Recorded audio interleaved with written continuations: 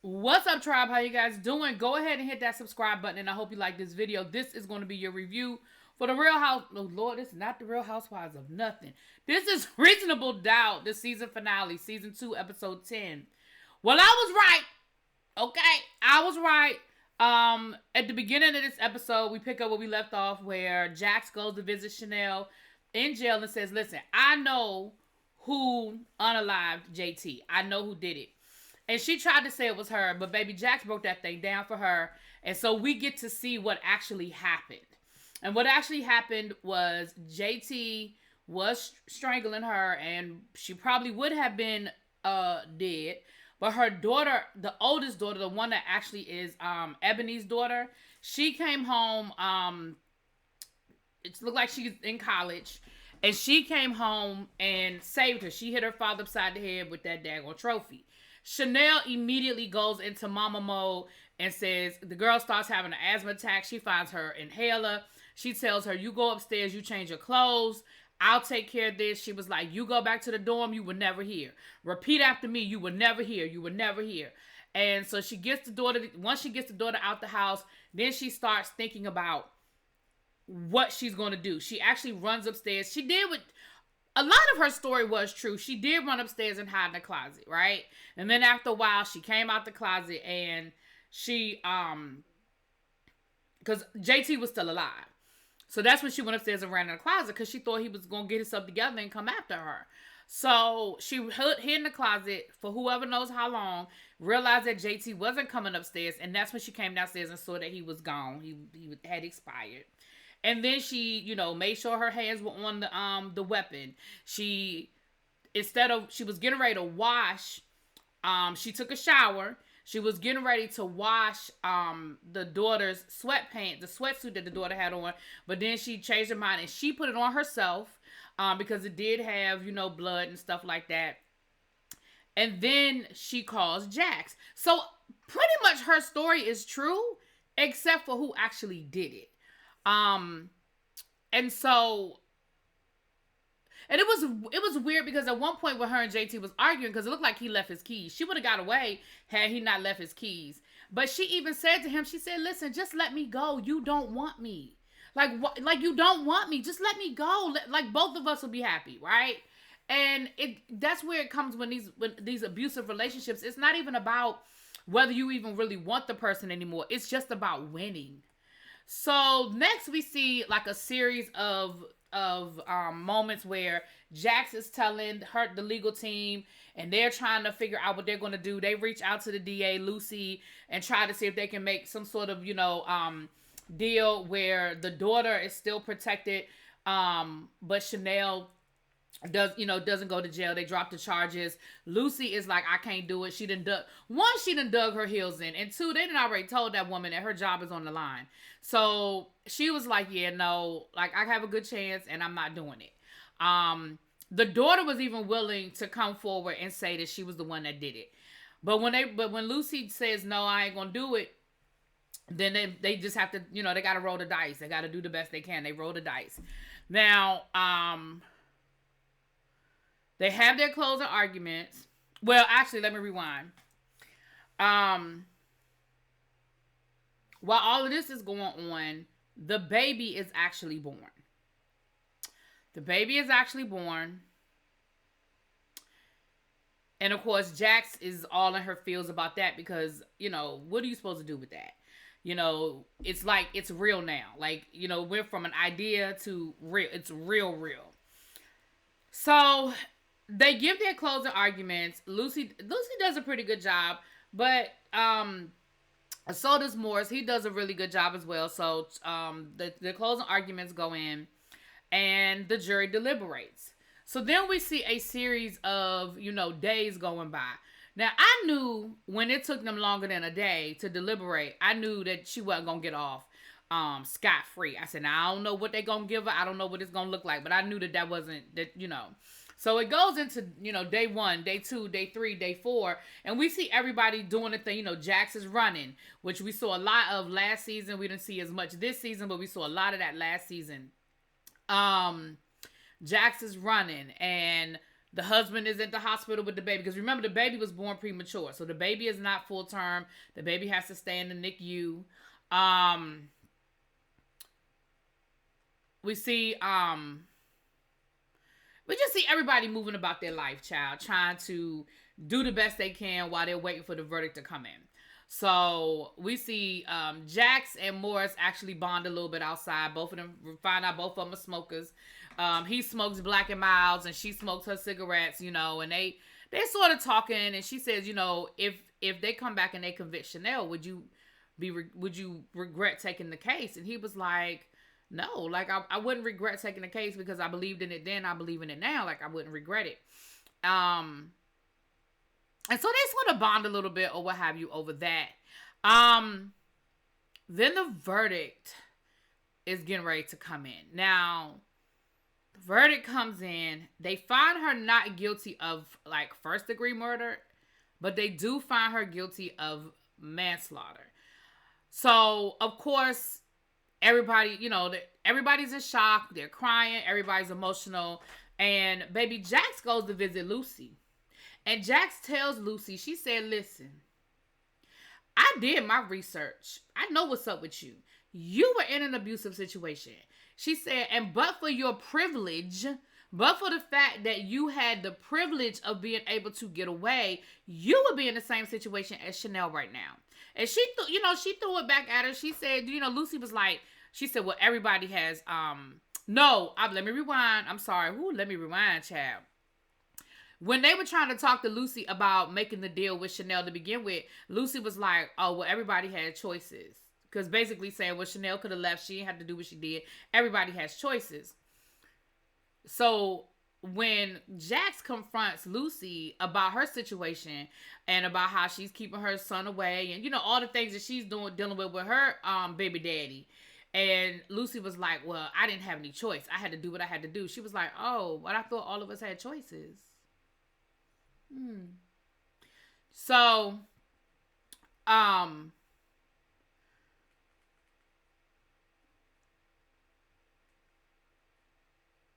she says, listen, all I'm asking is that you go to the judge and ask the judge to not, you know, to just give a lenient sentence. Like, that's all I'm asking. I'm not asking you to, you know, erase everything. I'm just asking for a lenient sentence. That's all I'm asking, okay?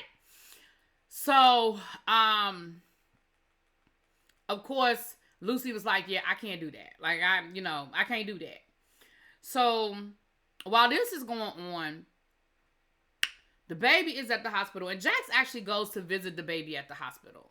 And she tells, oh, girl, you know, look, I know I was a little hard on you, and I apologize, but just know that whatever you need, you know, from me or Lewis, like, we're going to be there. You know, we're going to be an active part of this baby's life. And whatever you need from us, let us know. And they sort of have a little moment. You could tell it was really, really hard for Jax. But they sort of have a little moment, a little something, a little thingy the bobbity bob. So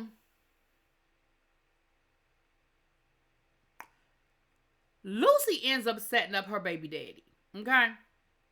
Lucy ends up setting up. Now, this whole series, I didn't really bring it up in my review because I didn't think it was important. But now you find out everything is important. Lucy goes to get her coffee every morning at the same coffee shop, and there's a cop that's in there, and he just makes small talk, nothing big, you know, just, hey, how you doing? How's the weather? How's it going? Kind of thing.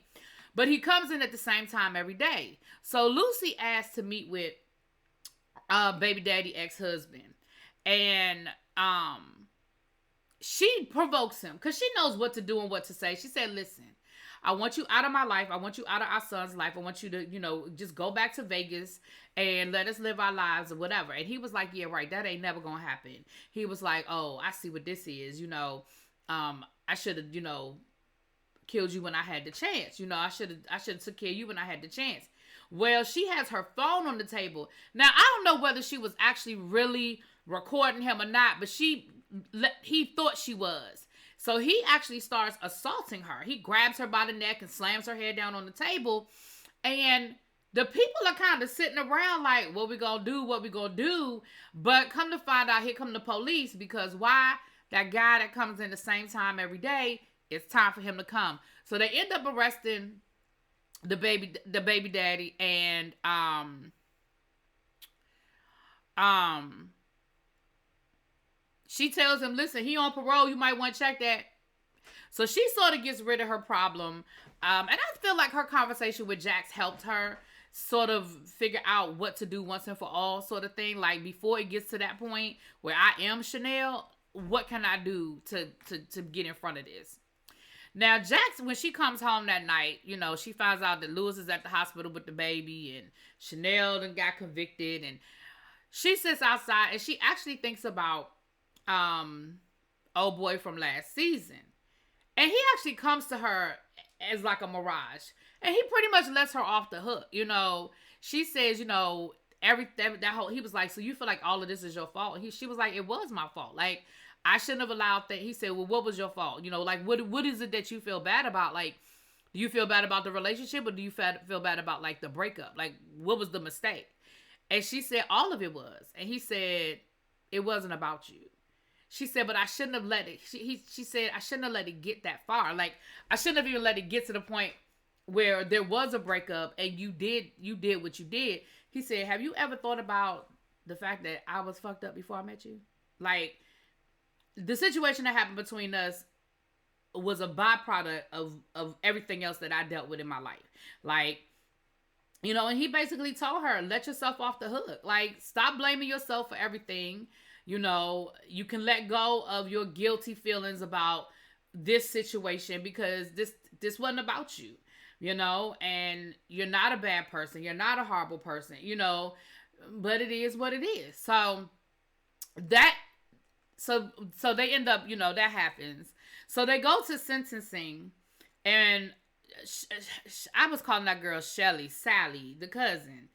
She gonna tell her husband, now he comes to court with her, and she's like, I really appreciate you being here. This means a lot. Thank you. So she gonna tell him, I got something to tell you. Now, see, sometimes it's okay to just not say nothing. Like, sometimes it's okay to just shut what we like to call the F up, right? Because she gonna confess to her husband that she knew all along that Chanel wasn't the one that did it, that the daughter did it. And he looks at her like, so that's something else you didn't tell me. Like, I still don't think he would have changed his mind about putting the house up, but I think maybe he might have understood how desperate she was to do it to begin with, kind of thing. So he was like, see, this is why we probably don't need to be talking, because every time you tell me something, it just really makes shit worse. So she was like, well, Jack seems to think that maybe we need to go to couples therapy. And he was like, yeah, Lewis was telling me the same thing. And she was like, well, are you willing to try it again? So it sounded like they already been to therapy. And he was like, maybe. And he gets out the car. And I was like, and don't get me wrong, I understand clearing the slate and all that stuff, but baby, sometimes I don't know if that was the right time. Maybe you should have waited till you convinced him to go to therapy. Well, no, I guess no. Don't wait till you in therapy. You might as well go and get it out the way. Either way, I should say. So they go to court, and Lucy gives her statement. Jax gives her statement. She said, Your Honor, I'm not speaking. Well, it wasn't Lucy, actually, it was the DA. And she said, I'm not speaking as an attorney. I'm speaking as a friend. And she actually makes a very compelling argument for leniency for Chanel, right? So the judge is like, is there anything else? Like, anybody got anything else they got to add to this? And they were like, no, Your Honor, like, we and I really thought that the daughter was going to stand up and say something. Like, I really felt like the daughter was, because she was in court. I really felt like the daughter was going to, like, confess or whatever. But that didn't happen. And the judge was like, well, after weighing all the facts and listening to all the evidence, she said, how much time has the defendant served in jail? Like, how many months and years? How many months has she been in jail? And I think she had been in jail however many months they said she had been in jail. I knew then. I said, oh, the judge about to give her time served. And the judge was like, yeah, I feel like she served her time. I'm going to give her a suspended sentence. Community service, community service, and she's got to do like supervised probation or whatever. But she actually gets to go home. Baby, JD's mama was mad as hell. Ooh, she was so mad. But Chanel, and I feel like they split the baby, right? I still don't, because technically, if I was on the jury, I wouldn't have convicted her. I'm just gonna be honest with you. I'm gonna just tell y'all the truth. If it was me listening to the evidence, I wouldn't have convicted her. But they split the baby, right? They were like, look, we know this wasn't, we don't believe that she premeditated this, but we do believe that maybe in that moment, maybe some things about how she handled it was a little fishy. So, okay. And I'm sure that was the compromise, because again, they were in there for 4 days. I'm sure that was sort of the compromise. So Jax actually, so then the rest of the episode is sort of like an epilogue kind of thing. So we see Jax actually talks to Lucy. Well, no, let me rewind. The son has his end of the year showcase, and he does his little rap thing. Everything is cool. He does his little rap thing, and there's actually an agent there that's interested in trying to sign him to a record deal.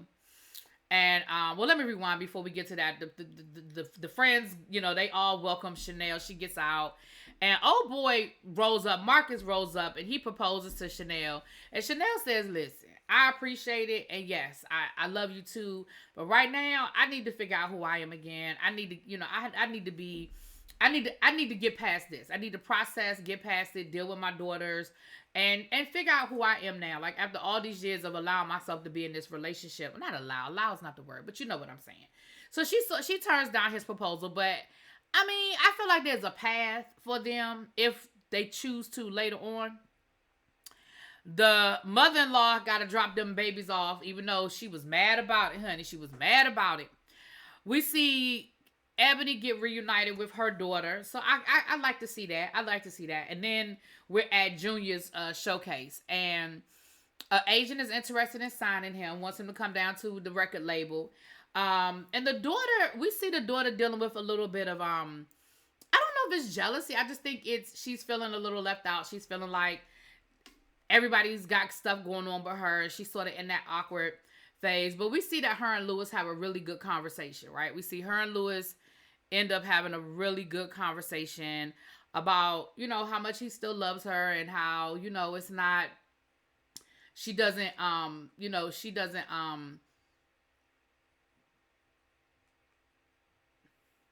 so anyway, they love each other. Okay, they love each other. All right. Lewis's job, things go really well with his launch and his promotion and stuff, but he gets a phone call and he has to rush to the hospital. The baby died. So of course, Jax is comforting him through that. We see Lucy sit down with her son and tell her son the whole story about his dad. She said, look, I was trying to protect you, but I need to let you know your dad's been arrested. He's going back to jail. And this is the story. Like, this is what really happened. This is why, this is why he hasn't been in our life, and he tried to kill me, yada, yada, yada.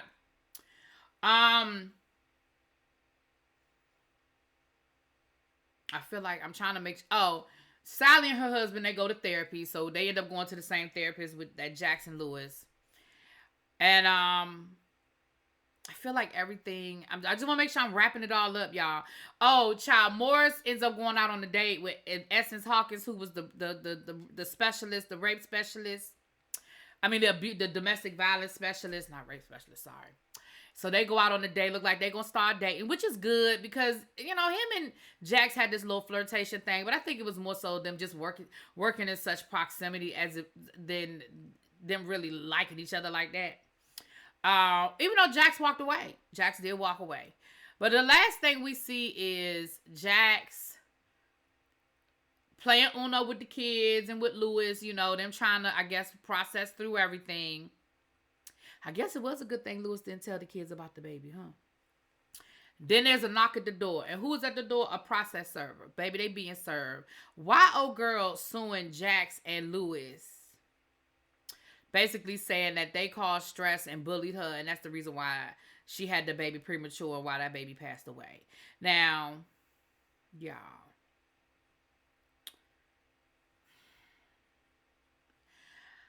I don't know if we're going to get a season 3. But I'm sure that a season 3 is going to pick up where we left off with that. Anyway, with that being said, let me know what you guys think. I thought this was a really good season, y'all. And I will talk to y'all later. Peace.